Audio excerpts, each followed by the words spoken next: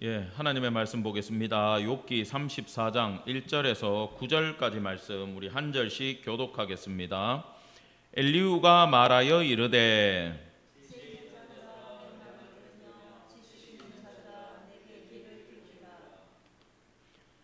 입이 음식물의 맛을 분별한 같이 귀가 말을 분별하나니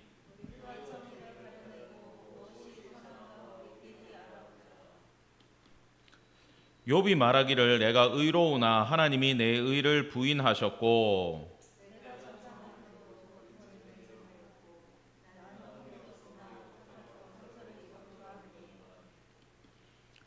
어떤 사람이 욥과 같으랴. 욥이 비방하기를 물 마시듯 하며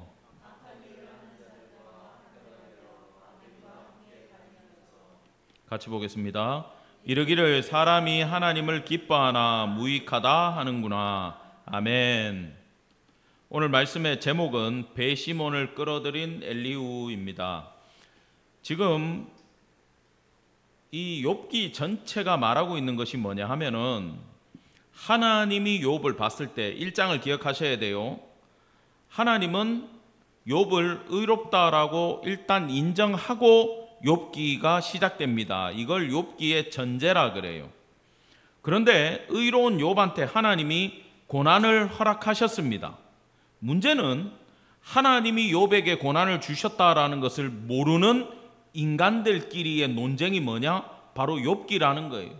그래서 먼저는 우리가 세 친구들이 욥과 논쟁을 벌였어요. 그때는 일방적인 이야기가 아니고요, 서로 대화를 주고받았어요. 세 친구가 돌아가면서 이야기할 때마다 욥이 거기에 반론을 펼쳤어요. 우리가 다 공부했죠? 그런데 이 이야기에 엘리후가 이제 끼어듭니다. 참여를 합니다. 그 사람은요 굉장히 지혜로워요. 그래가지고 한 단계 더 업그레이드를 시켰어요. 세 친구들은 권선징악밖에 모르는데, 물론 엘리후도 권선징악 사상을 가지고 있지만 플러스 교육자적인 면모를 갖고 있어요. 뭐냐? 하나님이 욥 너를 변화시키기 위해서 고난을 허락했을 수 있다라고 이야기를 하지만 여전히 자기는 하나님은 의로우신 분이다, 절대 그 공의에는 변함이 없다라고 계속해서 강조하지만 돌려서 뭐라고 얘기하냐 하면은 욥을 정죄하는 거예요. 너는 말을 잘못했다. 너 왜 자꾸 하나님의 공의로움을 무시하냐. 자, 하나님의 공의가 엘리후의 말에는 뭐냐 하면은 의로우신 하나님이 악인들을 심판하신다기 때문에 욥은 악인이 되는 거예요. 자꾸 이야기 가운데 본인이 그럴 의도가 있었는지 없었는지는 몰라도 계속 하나님의 의를 얘기하면서 욥은 죄인이 되고 있고, 그 이야기를 하는 엘리후 자신은 의로워지고 있어요. 이게 문제예요. 따라합시다. 숨겨진 교만. 교만은 두 가지가 있어요. 숨겨진 게 있고 드러나는 게 있어요. 드러난 건 뭐냐 하면요, 그냥 세상 사람들이에요. 돈 많으면 돈 자랑하고요, 비싼 옷 사 입고요, 어디 나가가지고 거들먹거리고요, 있는 척 하고요, 좋은 차 타고 내릴 때 그냥 안 내립니다. 굉장히 멋있게 내려요. 그걸 하차감이라 그러더라고. 그런 걸 누리는 건 사실 육적인 문제고 눈에 딱 보이는 문제이기 때문에 바로 해결 가능하고, 이런 사람들은 쉬워요. 하나님이 이렇게 잡아가지고 털어버리면 바로 겸손해집니다. 육적으로 교만한 사람들은. 근데 이게 문제야. 육적으로 교만한 사람들이 두들겨 맞고 겸손해져가지고 교회를 나왔는데 누구 때문에 힘든가 하면은, 따라합시다, 영적으로 교만한 자들. 이 사람들 때문에 회개하고 돌아온 새신자들이 힘들어지는 거예요. 그래요 안 그래요? 예수 모태신앙들은 잘 몰라요. 모태신앙들은 저를 비롯해서 약간 그래 이런 말 하기 그렇지만 생각이 없어. 그냥 삶이야 이 사람들한테는. 미국 사람들이 좋든 싫든 오 마이 갓 이러면서 막 입에 하나님 지저스 달고 살듯이, 모태신앙은 삶을 뭐 신앙이 있고 없고를 떠나가지고 그냥 그 안에 있어요. 근데 뒤늦게 예수 믿고 회개하고 신앙을 가져야 되겠다. 여러분 나이 들고 교회 오는 게 얼마나 힘든 줄 압니까? 어마어마한 신앙의 결단이 있어야 교회 와요. 근데 이 사람들이 왜 무너지는지 아세요? 제 핸드폰에 보면 이 저장되어 있는 시점에 따라 가지고 사람한테 붙여놓은 호칭이 달라. 누구누구 목사님, 누구누구 전도사님, 누구누구 집사님, 막 이렇게 님자가 붙어있던 시절에 저장된 이름이 있고, 그냥 땡땡땡 땡땡땡 이렇게 저장된 시점에 이름들이 있어요. 그래도 욕은 없어요. 시리야, 야 임마 이러면은 딱 전화 걸리고 이런 거 없단 말이야. 그래도 근데 이게 무슨 얘기냐면, 내가 엄청 낮아져 가지고 하나님 앞에 엄청 겸손해져 가지고 세상의 모든 사람들이 다 위대해 보여. 자, 운전면허증 있는 사람 손 들어보세요. 자, 이 사람들 중에 요즘은 다 학원 다녀야 따잖아. 근데 옛날에는 학원 안 다니고 딸 수 있었어요. 제 어릴 때도 그랬어요. 저는 학원 안 다녔어요. 실기를 어디서 배웠냐면 면허시험장에서 떨어지면서 배웠어. 근데 왜 그랬는지 몰라. 그거 돈 내고 그냥 학원 가서 배우면 되는데, 이 중고등학교 시절부터 아버지 차 몰래 몰아봤기 때문에 운전에는 자신이 있다라고 생각을 했던 것 같아. 그래가지고 저는 공부 하나도 안 하고 가가지고 필기시험 치고 떨어지면서 아, 이게 이거구나. 왜 그렇게 무지했는지 모르겠는데 고집스럽게 계속 가서 떨어지면서 운전을 배웠단 말이에요. 그러다 보니까 옛날에는 요 종이에 인지를 붙였습니다. 아시는지 모르겠네. 인지를 붙였어요. 필기는 한번 떨어지고 공부하고 두 번째 붙었는데, 그때 일종 보통 시험 볼 때요. 실기에서 그 타이탄 1.25톤 잊어버리지도 않아. 스틱으로 된 거, 기아가 여기 있어. 이거 몰고 시험 보는데 뭐 해봤어야 알지.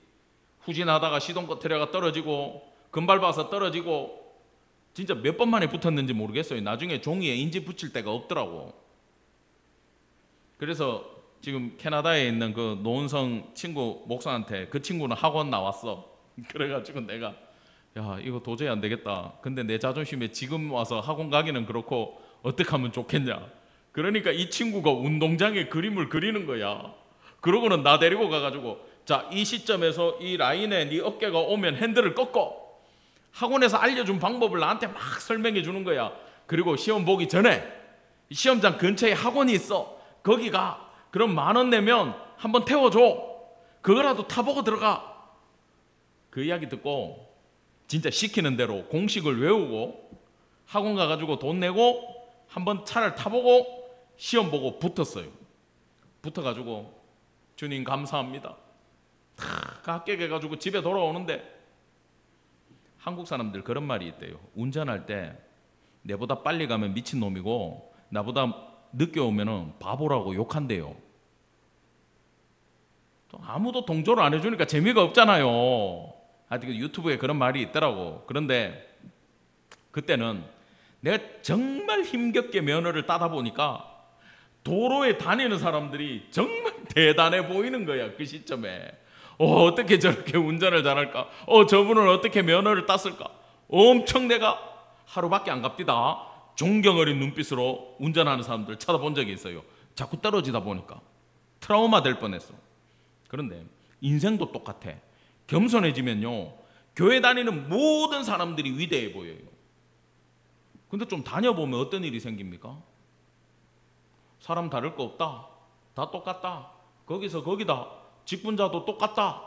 이런 생각이 든단 말이에요. 이건 성도들이 잘못하고 있는 거예요. 그렇다고 초신자 앞에서 아무것도 못해서는 안 되지만, 최소한 여러분 뒤늦게 회심한 사람들한테는 그 사람들의 시선이 엄청 겸손하기 때문에 쓸데없는 소리를 해서는 안 돼요. 대부분 초신자들이 기성교인들의 믿음 없음에 넘어진다라는 거예요. 신앙의 선배들이 식당 가서 술 마셔도 괜찮아. 그냥 그렇게 살아도 괜찮아. 이거 해먹어도 괜찮아. 괜찮아라는 말에 내가 예수 믿고 구원 받았으면 이제 나는 삶을 180도 바꿔가지고 똑바로 살려고 왔는데, 기존에 믿는다는 사람들이 대충 살아버리니까 이 사람들이 낙심하고 넘어지는 거예요. 여러분, 문제가 뭐냐 하면 드러나지 않는 영적인 문제예요. 이게 뭐냐? 차라리 초신자한테 엉뚱한 소리 하는 사람은 그래도 드러나니까 괜찮아.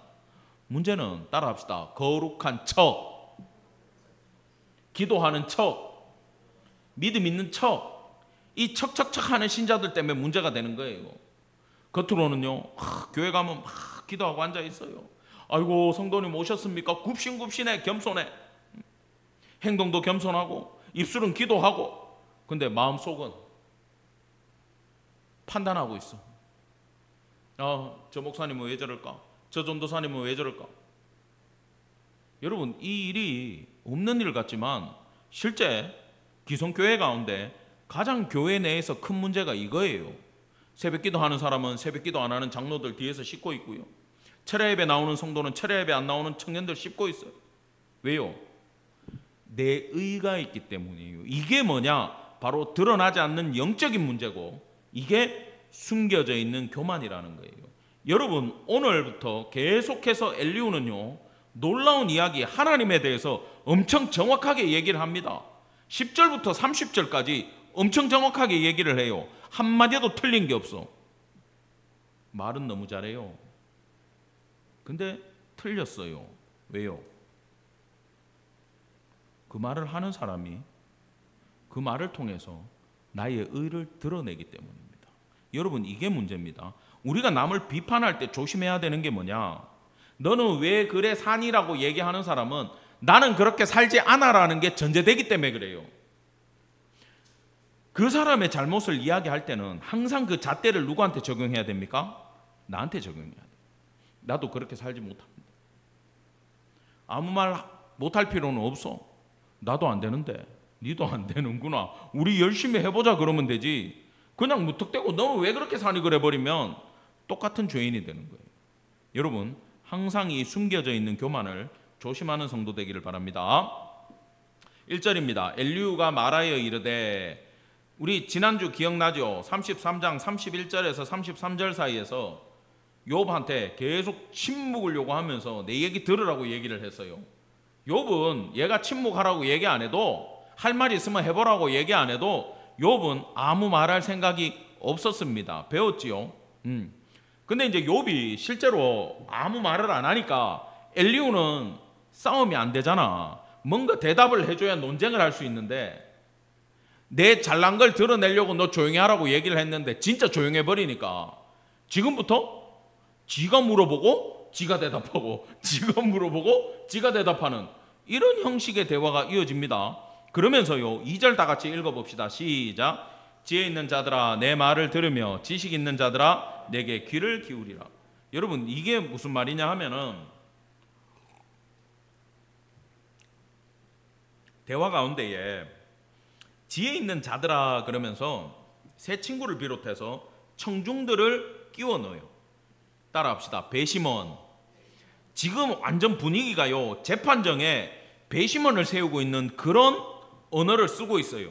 왜? 고대 소송 문제를 다루는 듯한 용어를, 형식을 계속해서 엘리후가 가지고 온단 말입니다. 왜? 내 이야기에 객관성을 보장받기 위해서, 인정받기 위해서 친구들, 청중들을 배심원으로 모아놓고 이 사람들 앞에서 지금 욥을 전문 용어로는 까기 시작하는 거야. 죄인을 만들어가기 시작하는 거예요. 이해가 됩니까? 검사가 앞에 세워놓고 조목조목 죄에 대해서 따지는 지금 그 모양으로 흘러가고 있다라는 거예요. 그래서요, 이 34장이 긴 게 왜 기냐 하면은, 앞으로 볼 5절에서 9절까지 욥 너는 하나님보다 네 의가 더 강하다라고 비판을 하고, 그게 왜 잘못됐느냐, 정말 의로운 절대 공의를 가진 분은 하나님밖에 없다 그러면서 하나님의 완전한 섭리를 20절이나 이야기를 해요. 문제는 요 20절 자체는 문제가 하나도 없고 정확한 얘기예요. 우리는 오늘 공부 안 합니다. 이거 20절은 여러분들 집에 가서 읽어보세요. 벌써 읽고 오셨죠? 오늘 어떤 집사님이 그러더라고. 아니, 엘리후 말 너무 맞는 것 같아요. 맞아요. 어디서 어디까지? 10절에서 30절까지 정답을 얘기한다니까. 근데 문제는 앞뒤로 틀렸어. 여러분, 2단이 왜 2단입니까? 다를 이자 끝단자를 써요. 잘 나가다가 끝에 가서 어떻게 돼요? 예수님은 이런 분이고 우리를 구원하셨고 창조주고 위대한 분이다. 근데 어떤 인간이 딱 등장하더니 이 사람이 예수님이다. 끝이 다르잖아요. 이게 2단이에요. 사이비는 아예 이 논리 자체가 잘못된 게 사이비고 끝에 가서 싹 바뀌는 게 이단이라 그래요. 여러분 똑같은 얘기합니다. 근데 이 친구는 앞도 틀리고 뒤도 틀렸어. 중간에 하나님에 대해서는 안다라고 이야기를 하는데 그건 객관적으로는 맞다는 거죠. 마지막에는 31절부터 37절까지는 정말 판결을 내리듯이 신랄하게 비판을 합니다. 근데 문제가요, 미리 말씀드릴게요. 일정 부분은 맞고 일정 부분은 틀려요. 이 친구 말하는 스타일이 그래요. 맞는 건 욥이 이야기했던 말, 단어, 그 문장의 일부를 딱 가지고 와서는 자의적으로 해석해서 그게 잘못됐다고 신랄하게 비판해요. 이 사람이 어떤 상황에서 왜 이렇게 말했는지, 누구에게 어떤 의도로 말했는지는 다 생략하고 그 단어만 갖고 옵니다. 왜요? 비판이 목적이기 때문에 그래요. 욥이 궁금한 건 뭘까요? 따라합시다. 내 고난의 원인은 무엇인가? 내 고난의 원인이 궁금해. 왜? 하나님이 말씀 안 해주니까. 그거 궁금해가지고 지금 계속 경청하고 있는데, 너 이런 말 했더라, 너는 이런 죄인이야. 너 저런 말 했더라, 이런 죄인이야. 야, 이 친구야, 내가 그런 뜻으로 그 말을 한 게 아니지. 얼마나 말하고 싶었을까, 욥이. 근데 욥은 하나님을 의지하고 침묵으로 일관했다라는 겁니다. 3절 보겠습니다. 시작. 입이 음식물의 맛을 분별함 같이 귀가 말을 분별하나니. 요게요 12장 11절에서 욥이 했던 말이에요. 이거 왜 얘기했냐면은 이게 속담인데 친구들이 자꾸 틀린 얘기하니까 욥이 이걸 가지고 얘기를 했어요. 야, 입으로 음식맛 분별하고 귀로 듣잖아. 니들 좀 나에 대해서 똑바로 얘기해봐라. 이런 의도로 얘기를 했는데 그걸 딱 가지고 와가지고 지금 역용하고 있어. 야, 친구들한테 네가 했던 말에 대해 가지고 정작 너는 네 말을 분별하지 못하고 있다라고 지금 딱 역용해서 이야기하는 거예요.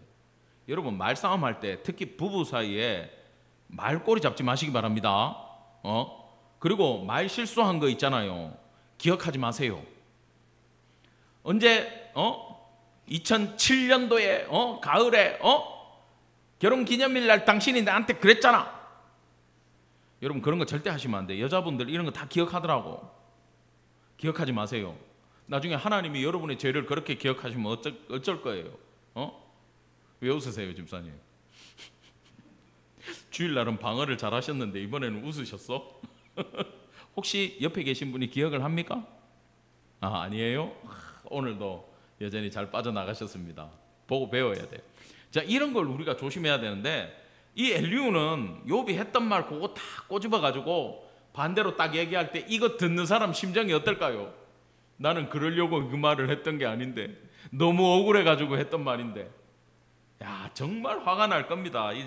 이게 우리가 대충 읽으면 이거 했던 말인가 아닌가 몰라서 그렇지 찾아보면요 정말 속이 뒤집어져요. 자, 우리가 정의를 가려내고 무엇이 선한가 우리끼리 알아보자, 이것도 그냥 뭐 얘기해보자 이걸 수 있는데 그런 뜻이 아닙니다. 법적으로 따져보고 윤리적으로 따져보겠다. 법적으로 윤리적으로 내가 너를 비판해볼게, 이렇게 말한 거예요. 어마어마한 사람입니다. 뭐냐, 배심원들에게 야, 옳은 게 뭔지 면밀하게 법적으로 윤리적인 잣대를 가지고 검토해봐라, 이래 얘기하면 배심원들이 뭐라 그러겠어요? 전부 다 엘리후 말 듣고 있는 거야. 욥이 잘못된 사람으로 서서히 지금 사람들 마음속에 각인이 되어 갑니다. 여러분 솔직히 이거 배우기 전에 읽어볼 때 엘리후 이야기만 딱 보면 정말 욥이 잘못한 것 같잖아요, 그죠? 하나님에 대해서 엄청 옳은 얘기하면서 욥에 대해서 뭔가 신랄하게 비판해버리면 욥이 죄인인갑다. 솔직히 옛날에 생각해 본 사람 손 들어보세요. 또 우리 교회는 아무도 없죠? 나는 한때 그렇게 착각한 적이 있었어요. 엘리후 이야기 듣고.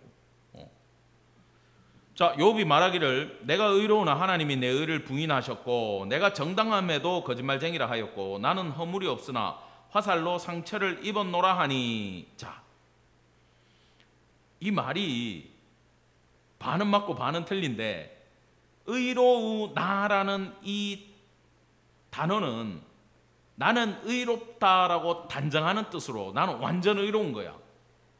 거룩한 거야. 욥은 단전적 표현으로 자기의 의를 드러낸 적이 있다 없다? 한 번도 없어. 그래, 이건 거짓말이에요.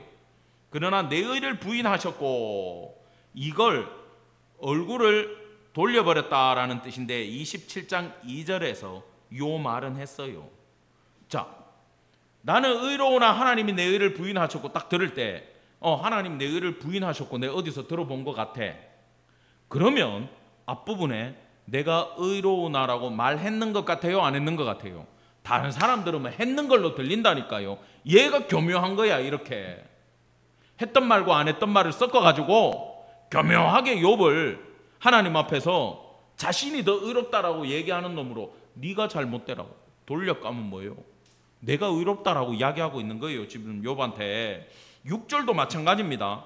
욥은요 한 번도 이제까지 나는 의로운데 하나님이 내 의로운 사실을 왜곡하고 거짓말했다라고 말한 적이 한 번도 없습니다. 그냥 내가 왜 이런 일을 겪는지 모르겠다라는 취지로 늘 이야기를 해왔어요.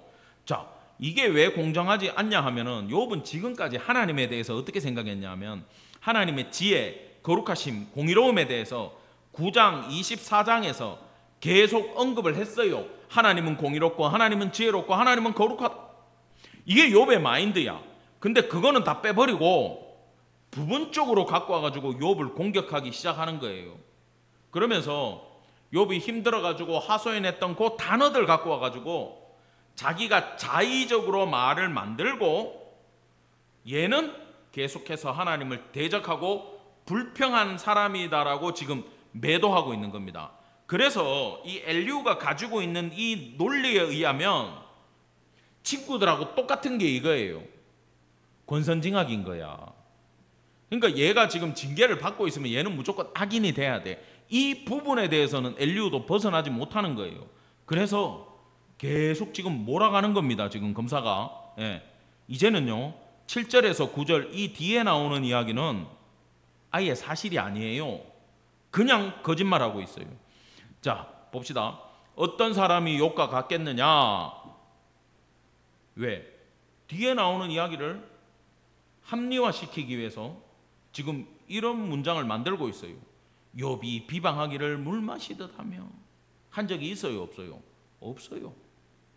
지금 재판 형식 취하고 있으면서 욥 정죄하는 걸 객관화시키기 위해서 지금 이 7절의 말을 만들어냈다라는 겁니다. 이런 걸 여러분들은 분별하면서 보셔야 됩니다. 5, 6절에서 했던 얘기가 이거래요.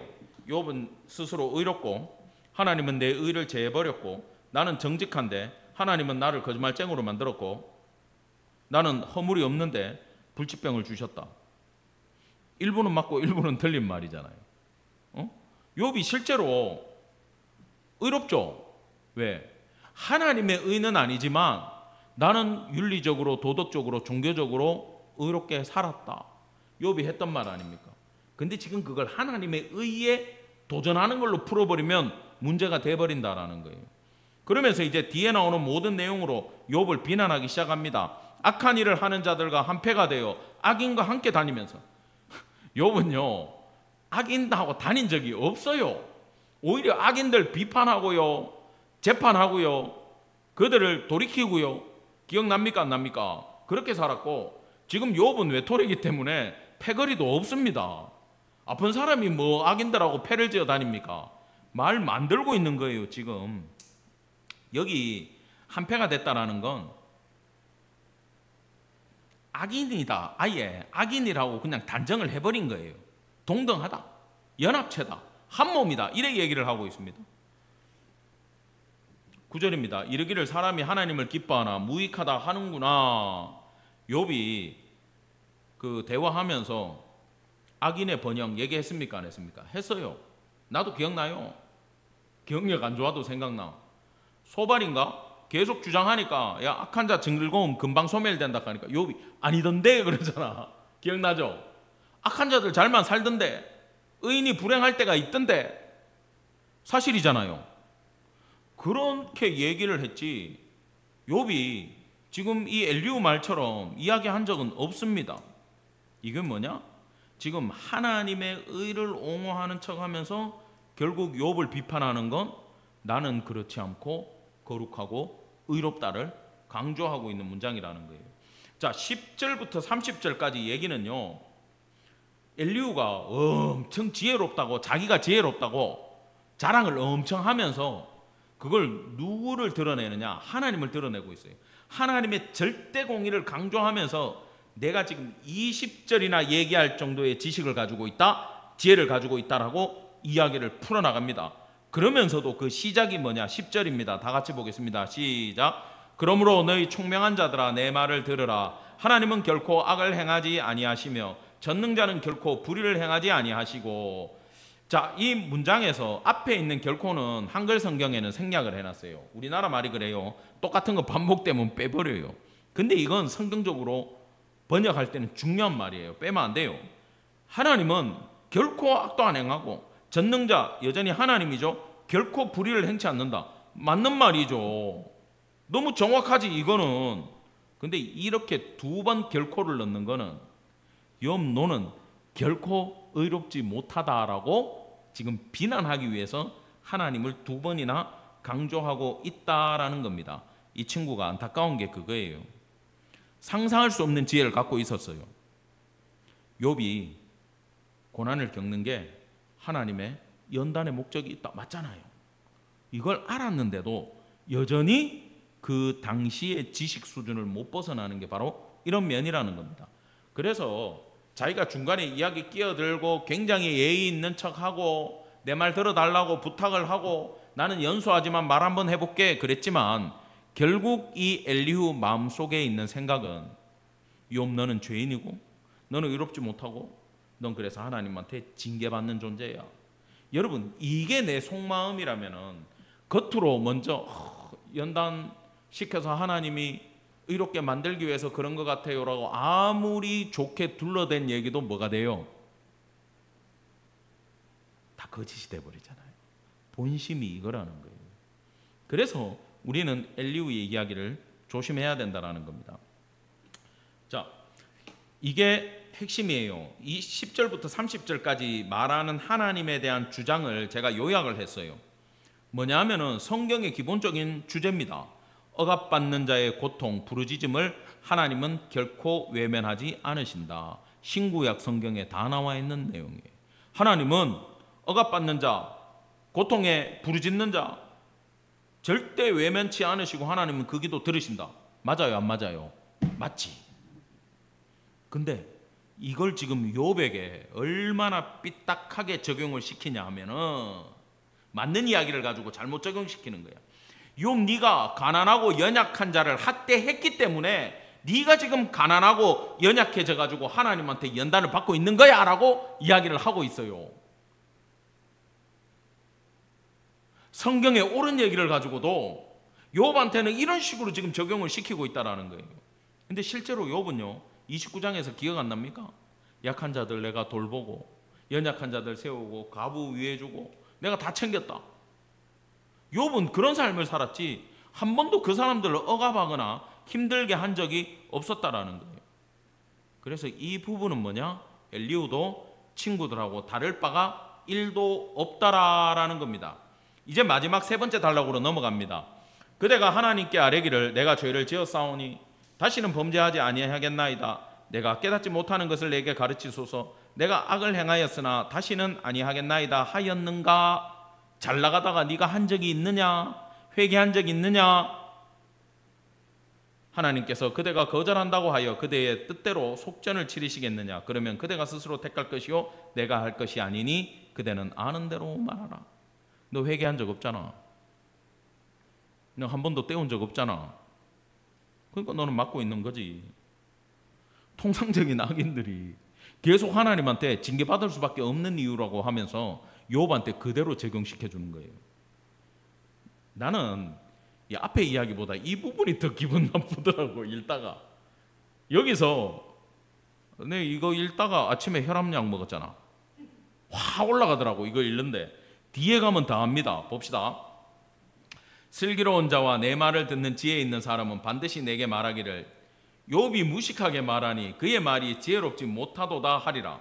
나는 욥이 끝까지 시험 받기를 원하노니 이는 그 대답이 악인과 같음이라. 말한 적도 없어요 지금. 그가 그의 죄에 반역을 당하며 우리와 어울려 손뼉을 치며 하나님을 거역하는 말을 많이 하는구나. 지금 악인들 입장에서 쓰는 거야. 이게 더 못된 말이에요. 의인들의 비난이 아니라 악인들이 욥하고 한패야. 우리 하나님 거역하자. 쿵짝쿵짝 하는 도. 한 적도 없고 있지도 않은 이야기를 그런 존재라고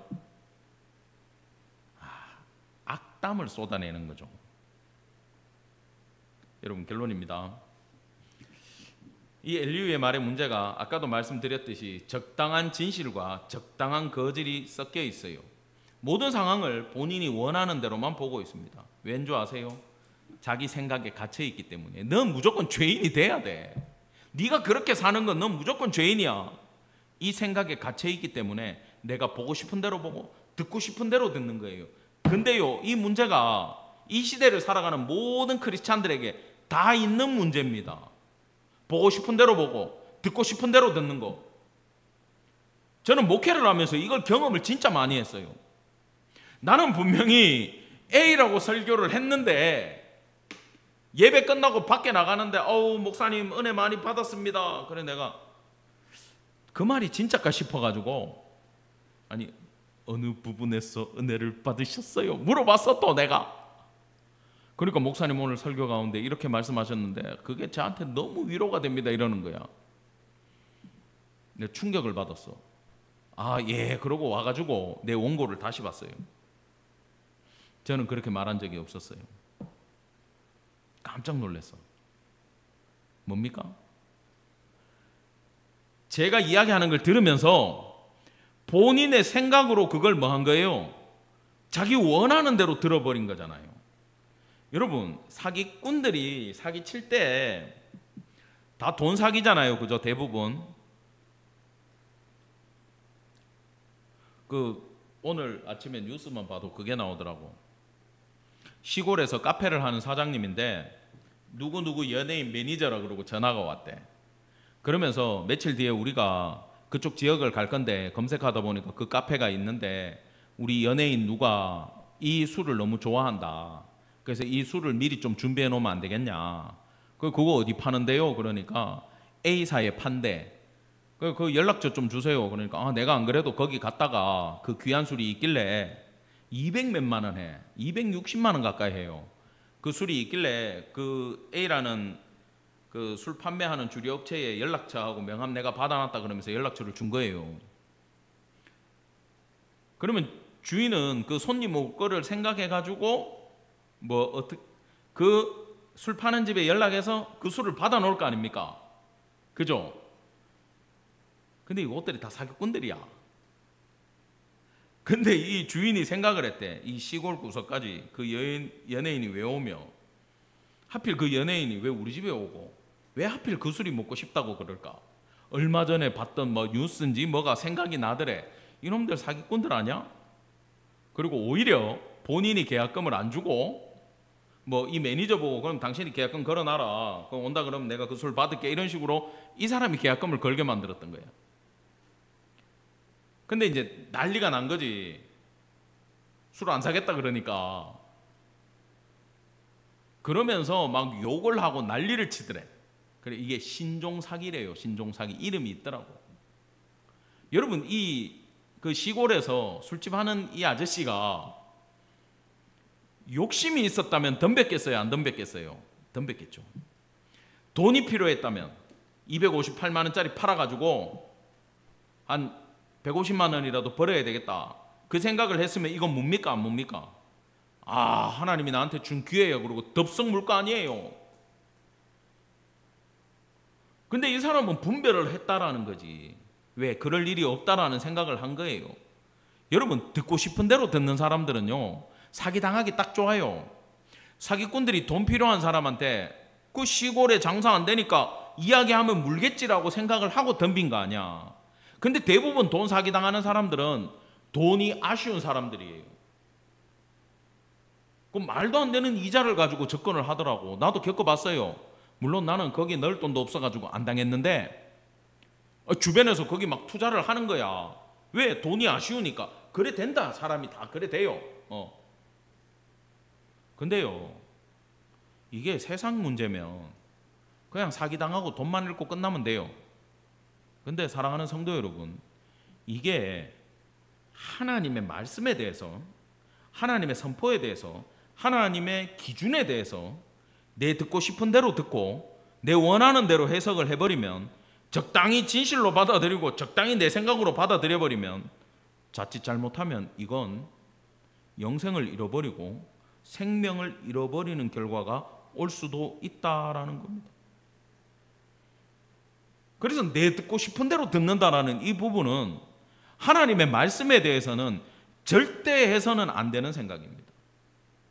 그리고 엘리후는요, 지금 감정이 이렇게 격해지고 있는데 다음 장에 가면 하늘을 찔러요. 제가 미리 스포해드리면 지금 욥만 정죄하는 게 아니라 세상 사람들까지 정죄합니다. 나는 엘리후가 선지자인 줄 알았어. 이제 세상 사람들까지 정죄하기 시작했어요. 분노가, 이걸 우린 그래 불러요. 그라데이션 분노라고. 점점 색깔이 진해져서 올라가. 여러분, 감정을 못 다스려요. 감정을 못 다스리면, 왜 못 다스립니까? 내가 맞기 때문에. 자신감이 넘치는 거죠. 내 것만 보고 있기 때문에. 내가 아는 것만 진리이기 때문에. 여러분, 이 부분을 성도는 반드시 조심해야 된다는 겁니다. 그래서 우리는 앞으로 이 세 가지 부분에 대해서 반드시 점검하게 되기를 원합니다. 첫 번째는 성경 말씀을 보고 읽을 때, 설교를 들을 때 내 생각, 내 말을 줄이고 어떤 뜻인지 설명해 주는 걸 귀담아 들으셔야 돼요. 이게 이런 뜻이구나. 여러분, 근데 여러분들 큐티 좋아하시잖아. 그죠? 생명의 삶 좋아하시잖아. 근데 이런 큐티 집의 문제는 항상 뭐냐 하면은 넓게 못 봐요. 왜? 이 매일 짧게 잘라야 되잖아. 그러니까 저는 지금 계속해서 엘리후는 이런 부분은 맞지만 이런 부분은 틀렸고 이런 부분은 거짓말이고 이렇게 욥을 몰아간다라는 전제를 두고 풀어나가잖아요. 근데 큐티는 이렇게 못 해줘요. 짧게 엘리후의 말 중에 옳은 말 가지고 이 옳은 말이 있으니 너희도 이래 살아라 라고 밖에 얘기를 안 해줘요. 그래요, 안 그래요? 네이버 검색해가지고, 유튜브 검색해가지고 생명의 삶 큐티 욥기 34장 오늘 집에 가면 검색해봐요. 뭐라고 얘기하는가? 하나님에 대해서 정확하게 이야기하는 걸로 계속 풀어나간다니까. 그래서 여러분, 어떤 부분에 대해서 내가 잘 모르겠다 그러면 한 사람 설교나 한 사람 책만 보면 안 됩니다. 항상 여러분 스스로가 분별하면서 봐야 돼요. 다른 사람은 뭐라고 얘기하나 들어봐야 돼요. 그리고 내가 아는 진리에, 이게 성경으로 전체적으로 말하는 보편적인 진리, 하나님의 말씀에 맞는지 안 맞는지를 분별하고 그 말씀 가지고 기도하고 묵상해 보시기 바랍니다. 여러분, 우리가 잘못 알아가지고 착각한 내용으로 묵상하면요, 그게 아무리 내 마음에 들어가 처음에는 은혜 되다가도 이게 거짓이잖아요. 성령이 여러분과 함께 하시기 때문에 여러분 반드시 분별할 수 있고 구별된다라는 걸 믿기를 간절히 축원합니다. 그래서 먼저는 하나님 말씀에 대해서 이걸 적용을 해야 돼요. 두 번째는 뭐냐 하면은 가족관계에 대해서 우리가 이걸 한번 적용을 해봐야 돼요. 가족들에 대해서 생각할 때도 저는 좀 우리 애들을 별로 좋게 안 봅니다. 아버지가 기준이 높아서 그런 것도 있는데, 목사 자식들이 이래가지고 불쌍한 거야. 뭘 해도 칭찬을 안 해줘. 어쩔 수 없어. 그게 아버지가 목사면 이 설교 안 들을 거니까. 또 내가 이래 얘기하지. 들을지도 모르는데 안 들을 것 같아 라고 나는 전제를 두고 가버리자. 근데 보니까 저는요, 다른 사람이 우리 애를 보는 것보다 더 나쁘게 보고 있더라고. 그래요, 안 그래요? 그래요, 안 그래요?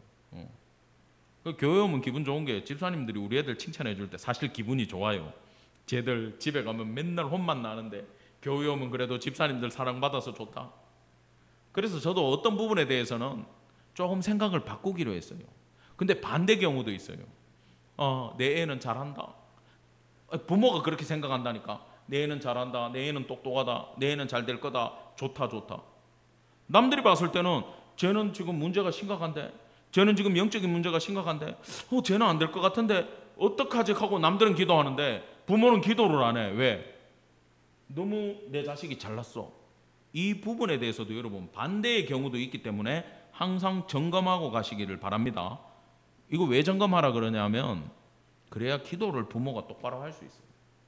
마지막입니다. 우리 주변 사람들을 볼 때 선입견에 치우치지 않기를 간절히 바랍니다. 뭐 과거가 그럴 수 있어요. 옛날에 이 사람이 이렇게 살았을 수 있어. 옛날에 전과가 있을 수도 있고, 옛날에 이혼했을 수도 있고, 옛날에 무슨 사고를 쳤을 수도 있어. 부도 냈을 수도 있고. 근데 여러분, 그 선입견을 가지고 지금의 그 사람을 판단해 버리면 안 돼요. 왜냐하면 따라합시다. 사람은 변하더라. 예전에는 사람은 안 변한다 그랬지 내가. 변해요. 누구 안에 있으면? 예수 안에 있으면 변합니다. 본성은 안 변해도 예수로 말미암아 바뀌어 나가요 이 사람이. 그렇기 때문에 너무 선입견 가지고 한 사람을 매도해 버리지 말기를 간절히 원합니다. 이 모든 문제의 실수가 왜 일어나느냐? 내가 맞기 때문이에요. 내가 거룩하기 때문이에요. 내가 하나님에 대해서 잘 알고 있다라고 착각하기 때문이에요. 이 모든 부분 가운데 겸손함으로 분별하시고 올바로 기도하는 임마누엘 성도 다 되기를 간절히 축원합니다. 기도하겠습니다.